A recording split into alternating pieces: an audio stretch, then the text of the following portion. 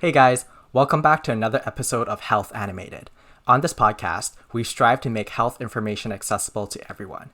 My name is Alex. And my name's Danielle. If you're returning to our podcast, thanks for your ongoing support. And if you're listening for the first time, welcome. We hope you stick around. In a moment, we'll interview two pharmacists working in the community and shed a spotlight on what they do and how it's changed since COVID.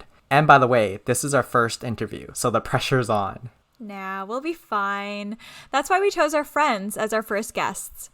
A quick fun fact about these two, they're engaged. So if there's a hint of flirtation, you'll know why.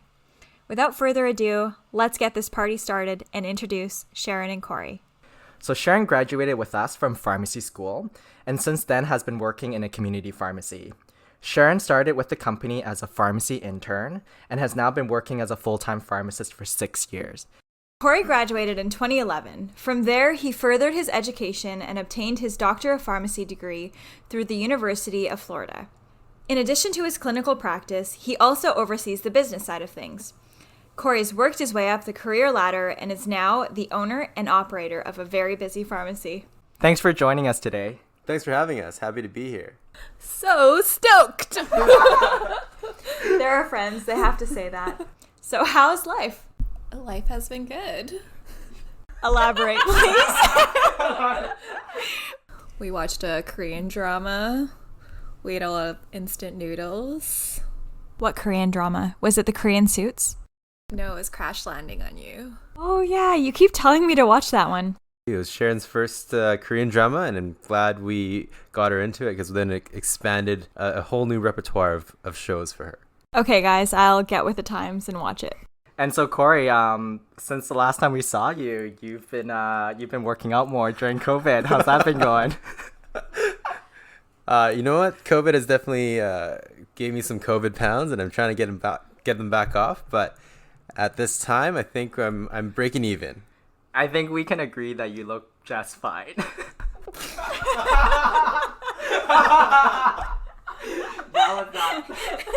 He didn't pay me to say that, by the way. Sharon's worried about this statement.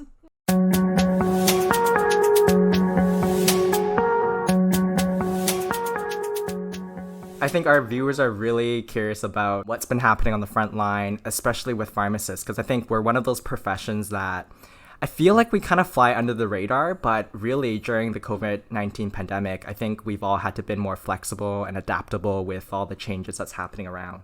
We kind of want to just start by finding a little bit more about why you guys picked pharmacy. Sharon, we'll start with you because ladies first. I definitely was interested in science and medicine, but I am a little bit squeamish when it comes to things like blood and, you know, those kind of situations. So I thought pharmacy was a great way to get into health. Kory, what made you pick pharmacy? Pharmacy has actually kind of been in my family. My dad was a pharmacist, and I have two aunts who are also pharmacists or retired pharmacists. It's kind of always been in my life. Went to work with my dad when didn't have a sitter and just sat in the back, watched how things worked. And then when I graduated from high school, I got a job in a pharmacy. And that's kind of always been the path. I can definitely relate to the sitting at a pharmacy when you can't get a sitter. Honestly, I never thought I would ever go into pharmacy because I also experienced the same thing. And I was like, wow, this is so boring. What does my dad see in this?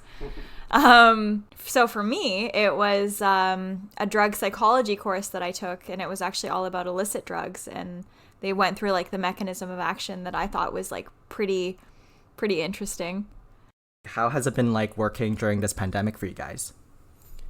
Honestly, it's been an increased workload. It's been kind of tough with tensions being high, people coming in, emotions high and worried about their own safety, and we're all trying to mitigate this together. Patients aren't seeing doctors as much, so they're doing all phone consultations, and we're getting a lot of fax prescriptions into the store versus drop-in prescriptions, so we're not able to communicate as well to patients about when their medications will be ready And sometimes this leads to miscommunication, and sometimes it has been difficult to communicate with other healthcare providers as well, because no one's really working in office, or they're working from home. But we have been seeing an increase in workload for sure in this during this time. Sharon, what about you? Any sort of unique challenges that you've noticed? Well, wearing a mask for 8 hours straight is definitely a challenge. So that's something that's been different because of the pandemic. We're definitely using more PPE, especially like if we're giving injections and things like that. We're still doing close contact work, and we still counsel patients. I still go into the OTCLs and talk to people. So that's definitely been a change. Do you feel like it's allowed your patients to see you in a different light? Has anything changed with that pharmacy practitioner-patient relationship? I feel like with the whole pandemic, a lot of my patients are coming in just to say hi to me because they don't get a lot of social interaction. So going into the grocery store or the pharmacy is actually like kind of a big deal for them. They'll be like, oh, this is my only trip out this week. And they just come in and kind of chat. So it's nice. I like being their friend and their healthcare professional. I don't think that it's really changed too much in terms of how we've been seen. The people who come to our pharmacies regularly, or who know the role of a pharmacist, tend to use us regularly for their healthcare needs and information. So Kory, you mentioned, or you alluded to the fact that the patients that know, what is it, or what is it that you want to elaborate and tell patients that you do as a pharmacist that they may not know about right now? Well, I think the general misunderstanding of what a pharmacist does is that we just put pills in a bottle, put a label on it, and then we give it out. Whereas how we see the profession is that we do medication consultations where we discuss how the medication works. We go over how to take your medications properly. We also make sure that the drug doesn't interact with any other medications that you currently take, and that it is actually the proper medication that you're supposed to be taking for your condition. It's true that there is a technical side to it where we actually have to make sure you get the right drug, which I think is really important. But for us, the most important part probably is the clinical section, and that's what we went to school for. We learned how the medication works, when it's supposed to work, how it's supposed to work for you in the situation you're using it for. Sharon, is it something you find relatable, where in school we were kind of like sponges, provided with so much knowledge, we've been trained with so many different skills?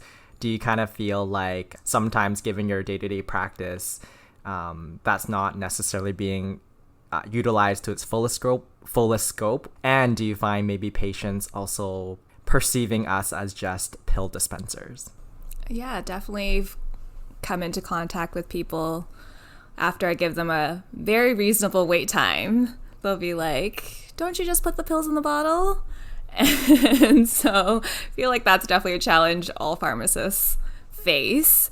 But in addition to all the things that Kory mentioned, I don't think they also realize all the other things we're doing while we're filling your prescription. We're not just filling your prescription in that 20 to 30 minute wait time we give you.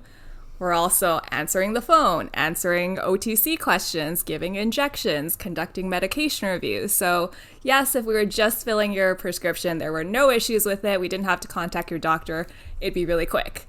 But because we're also doing all these other things, that's why there's a wait time. I think it's great to kind of have the perspective and to help people understand that what they see as an outsider may not actually reflect what's going on behind the scenes. And so with all the challenges that we talked about, I feel like we should also pay equal attention to what brings us joy in our profession. If I can put you guys on the spot, what's sort of your favorite part about being a pharmacist? Okay, well, the first thing that comes to mind is actually the relationships I develop with my patients.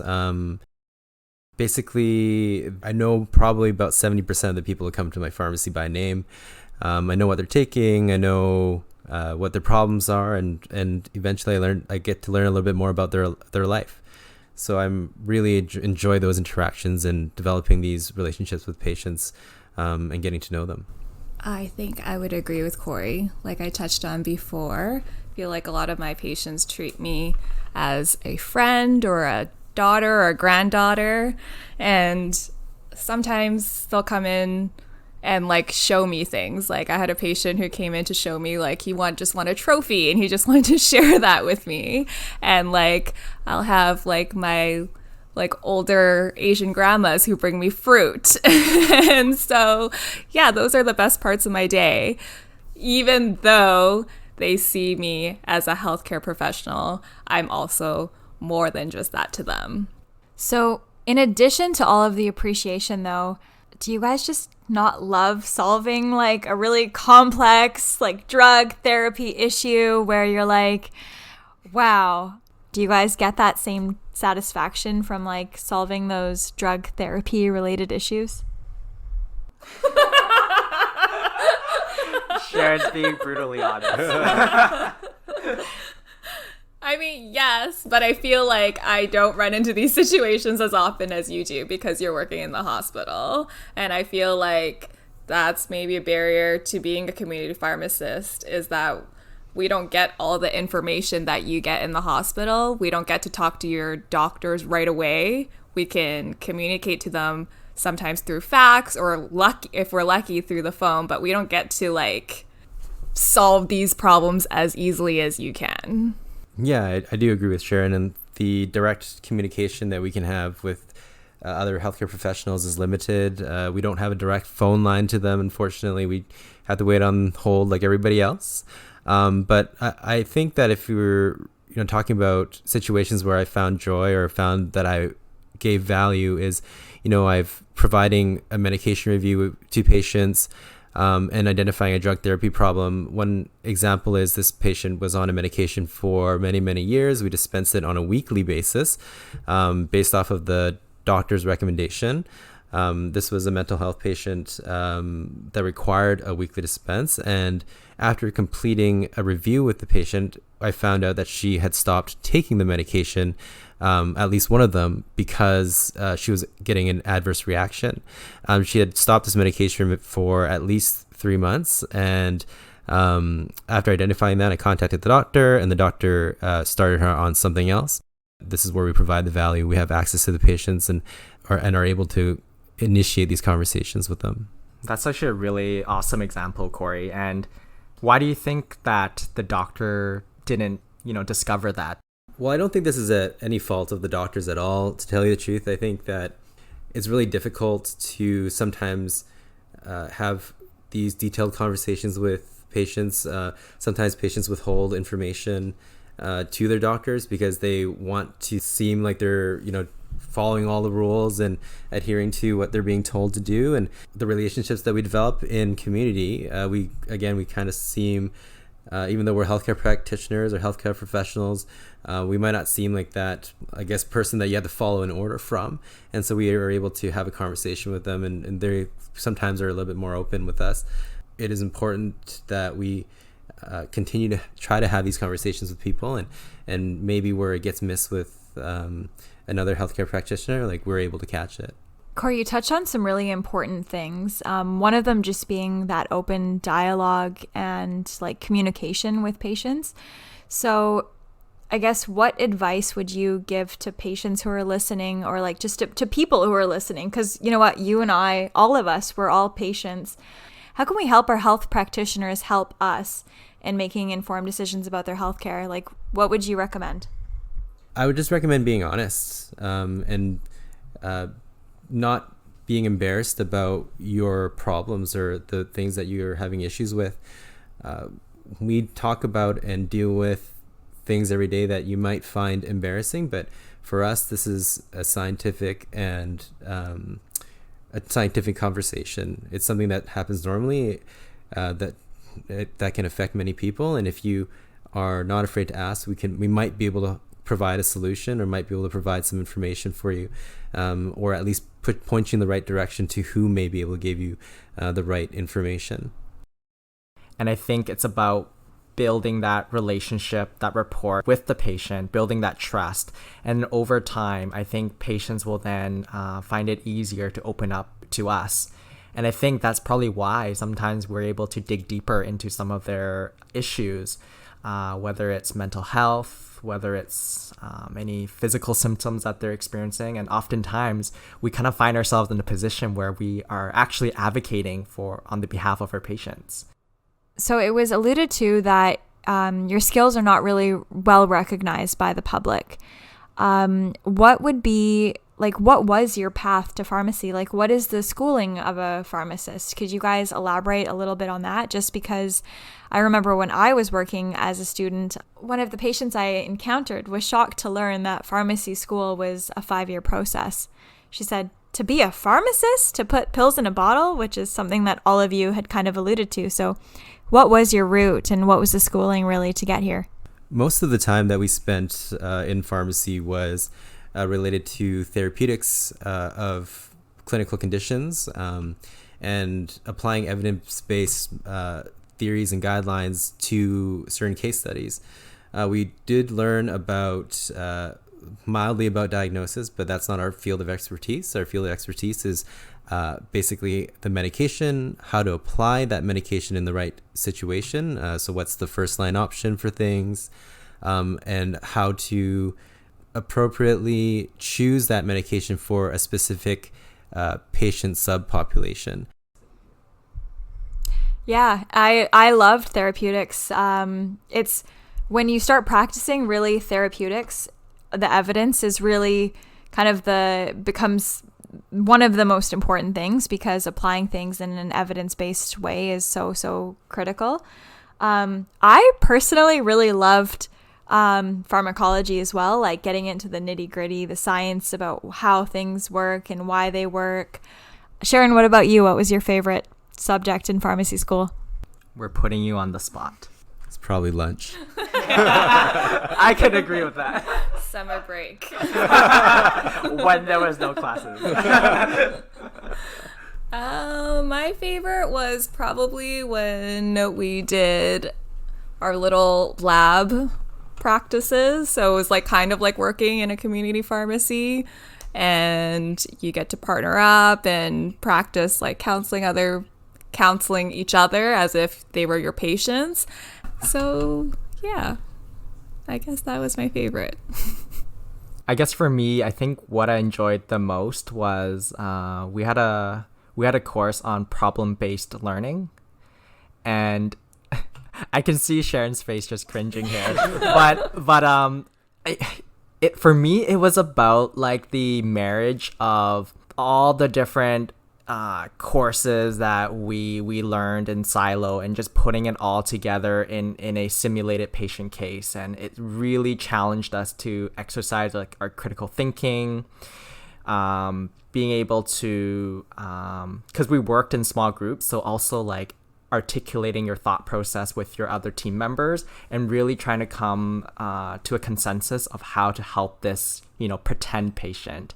But of course, it was also a lot of work. So there's a bit of a sacrifice of that as well. So I will also say that certain parts of pharmacy school, like after my second year of pharmacy, I was feeling a little bit disengaged for parts of it. And then as soon as I had my patient practicum, where like the rubber hits the road and you can actually put everything into practice, it just made a world of difference. And then that's when I actually was like, I really like this. I love interacting with patients. I would roam those OTC aisles that Sharon alluded to earlier, looking for people to help.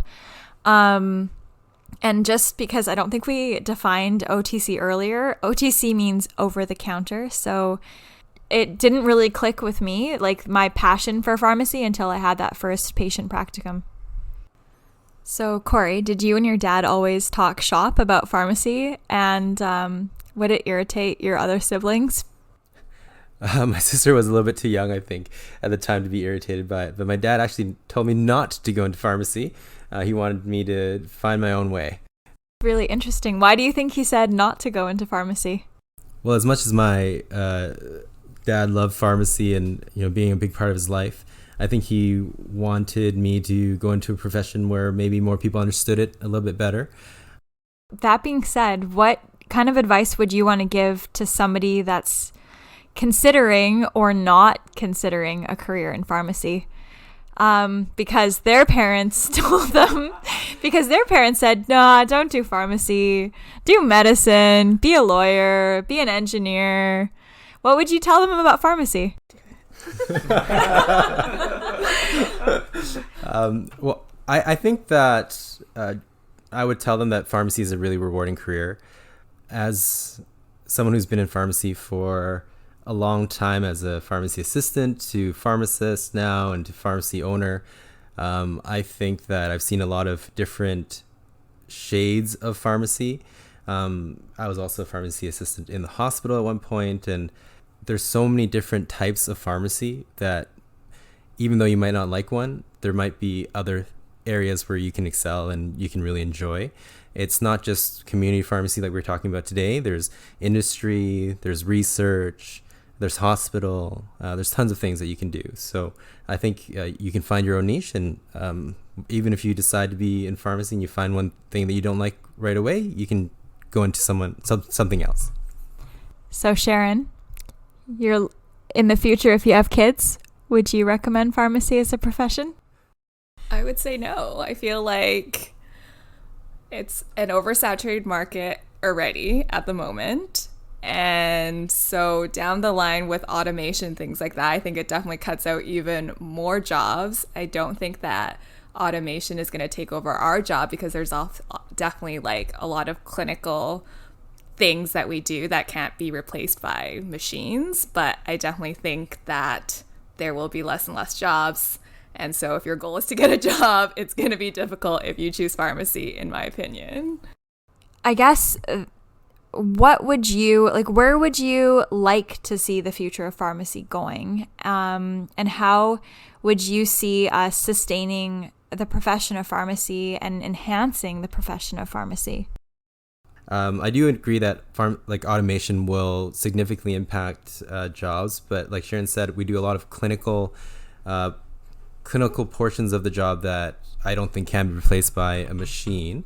However, I do think that in the future, our position will not be, all the technical tasks will be removed from us. As you can see with injections already, the lowest cost provider is being the ones that are providing the service. So before, the injections were done by nurses or doctors, and now flu injections are being now given to the pharmacies, and we are a lower cost provider in that sense. And I'm sure that in the near future, I don't know if that's 5-10 years down the road, even injections might be taken from pharmacists and given to even lower cost provider. Now, where I think pharmacists can provide value is maybe in a multidisciplinary situation. And when I did my continuing education, is that I went down to a clinic in Florida, and it was a multidisciplinary practice where pharmacists were able to work with physicians and other healthcare professionals in managing each patient in a chronic care setting.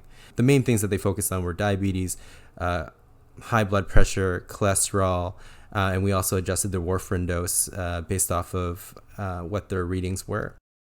You brought up a really interesting point, sort of what pharmacy practice is like south of the border compared to Canadian practice. And I think the type of movement I'm seeing here is that we're also sort of heading towards an interdisciplinary approach with things. And you're right. I think automation, I'm not going to lie as well, I think automation is going to be a threat to not only pharmacy, but also a lot of other careers are at risk of being threatened by automation. So I think the question really becomes is how do we evolve our profession? And I think, the interdisciplinary approach is really one of those things where we can really tap into our clinical knowledge, add value to a team-based approach, and together really help solve complicated patient cases. And I think that's sort of where the practice of pharmacy and also our healthcare system will be heading.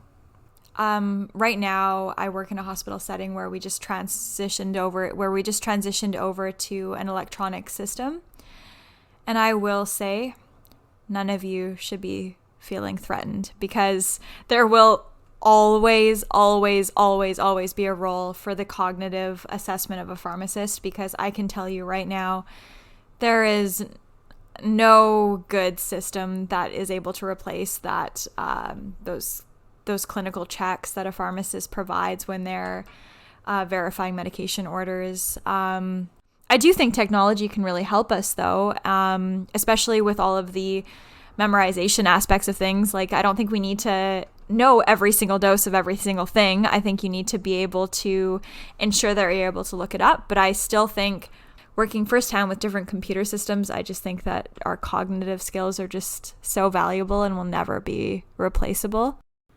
I think there's been so many interesting points that's been raised, and I guess only time will tell to see what really happens to the future of pharmacy.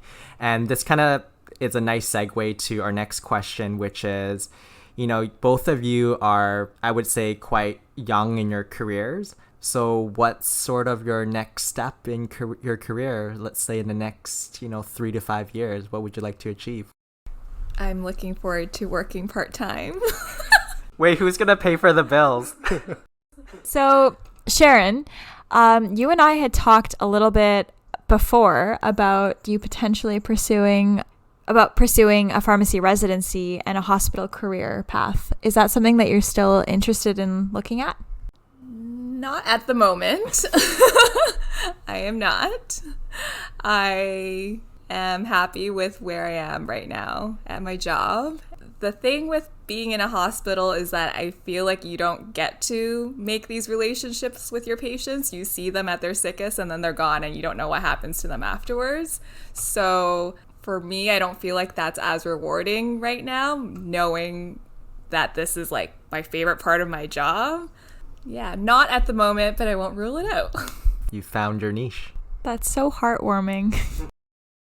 So Sharon, I wanted to ask you, what kind of COVID-19 related questions have you been fielding from patients right now during the pandemic? I think I have people telling me they think they don't think it's real, and that they're mad because all the hand sanitizer is sold out because people are overreacting. So then why are they mad that the hand sanitizer is sold out? That's a very good question. So that's a really interesting point that you bring up. So Sharon, how do you respond to those individuals that are not taking COVID-19 as seriously as they should be? Well, I feel like some people, they just aren't there to be convinced by you. Like, they're making these statements to me, but they don't want me to explain to them why they're wrong. And so a lot of times I don't find the need to explain to these people why they're wrong, because they're not going to listen to me anyways. So I feel like if you don't want to educate yourself and you don't want to believe this pandemic, then that's on you. So when you have a patient who doesn't believe in COVID, how do you respond to that? All we can do is try our best to communicate and educate, and be as helpful as possible. If people aren't ready to accept the current scientific evidence of things, I think it's perfectly fine that we try our best, and if they're not able to accept what we say, we can't force them to kind of take our side of things. We just continue doing the right things, and promote education, and eventually enough people will listen that will make a difference. You two brought up really great points about how an individual's belief system is powerful, and their perceptions can influence what they choose to believe in. And so I think it is a constant struggle for not only pharmacists, but I think for all healthcare providers out there. And I think with the two of you, it's really just about providing evidence-based information. And at the end of the day, that's really all you can do. We kind of want to end our podcast with some fun questions. So the first question I want to put out is, if you weren't a pharmacist, what would be your other career choice? I would always wanted to pursue something like in beauty, like whether it's like hair related or makeup related. That was something that I always wanted to pursue but never got a chance to. So I would do that. As for me, I think graduating from high school, I had two choices. I was either going to be a musician or a scientist of some sort. So I think I'd probably fall back on music. Recently, I've kind of fallen in love with finance as well.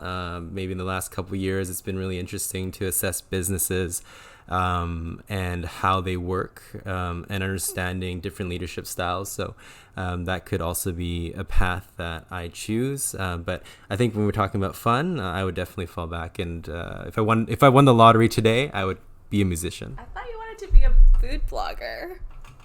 That is something I can do on the side. It would still be a side hustle or a side gig. So, Kory, does that mean in 5 years' time we'll be able to see your album drop and we can download it on Spotify? Our star went solo already, so you can actually find him on Spotify. Gio Levy, find him Spotify. Okay, so we have one more fun question, but I'm actually afraid to ask it because this question is like one of those things that Sharon, Kory, Alex, and I would probably just spend hours debating. If you could take $1 million now or wait 10 years and take $10 million, what would you do? I would take $1 million now. Obviously. How do you know what's going to happen in 10 years? Also, if you're good at investing, then you may grow close to the $10 million mark in 10 years. And we've just learned that Kory is good at investing, so Sharon's got it figured out. Okay, Kory, what about you? That's a pretty aggressive investing portfolio, yeah. I would hire a really good investment banker. They just take all your money in fees. I agree, though. I would take the $1 million now. I think that if you really calculate out how much we would make in our entire careers, it might be only a little bit more than that, but quality of life and enjoyment in the moment is really important. And I think money doesn't bring you happiness, but sure can really help. Yeah, I think I couldn't agree more. Money can solve a lot of problems, so I think you two made good choices. And you guys can just hire, like Sharon said, hire a good financial advisor to help manage your multi-million-dollar portfolios. So, Alex, I'm going to ask you the same question that you just asked, or that we just asked Kory and Sharon. What would you do? Take the money or wait? Oh, in a heartbeat, I'm just going to take the money. I can't wait 10 years. Who knows what's going to happen? You know what? Before I heard all of your answers, I would wait the 10. I would for sure wait 10 years. But now you're right. Like, who knows? Like, there's a lot of uncertainty in this world. 10 years is quite a long time. Who knew we would have had a pandemic in the year 2020, right? Yeah. That guy that wrote the book. Yeah, the guy wrote the book. Yeah. But not us, that's for sure. So I think that's a wrap with our questions. Sharon and Kory, before we kind of end, is there anything else you want to mention to our listeners? Danielle and Alex are super sexy in person. We're cutting that out. Sounds like we paid you to say that. I just want to say thank you for having us on the podcast. We had a really great time. I've never done one of these before. I do want to say that for all those listening, and I hope that what came across was a positive message, that we wanted to just communicate what we do as pharmacists and how we feel like we can help the people in the community with their healthcare needs. And I really do appreciate the relationships that we have with both the patients and other healthcare professionals, and I really do value the input that everybody has and that we can all work together to actually better each other's lives. You should enter a pageant. It's a great pageant answer. World peace. Hey, I think that's a great answer, Kory. You're just channeling your inner Miss Universe, and I think it was the perfect ending for this podcast. Thank you guys so much for hopping on to this podcast and chatting with us. We loved having you guys, and keep up the great work taking care of the community. Aw, I couldn't agree more. Thank you guys so much. We had so much fun chatting with you guys, our healthcare heroes. Thanks for tuning in to this week's episode of Health Animated. If you like what you heard, it would be really cool if you could share this with your family and friends. And it would be awesome if you could give us a follow. You know you want to click on it. Or, at the very least, slide into our DMs with ideas for our next episode. If you want to learn more, our website is healthanimated.com, and you can find us on various social media platforms. Just type @healthanimated. Bye for now.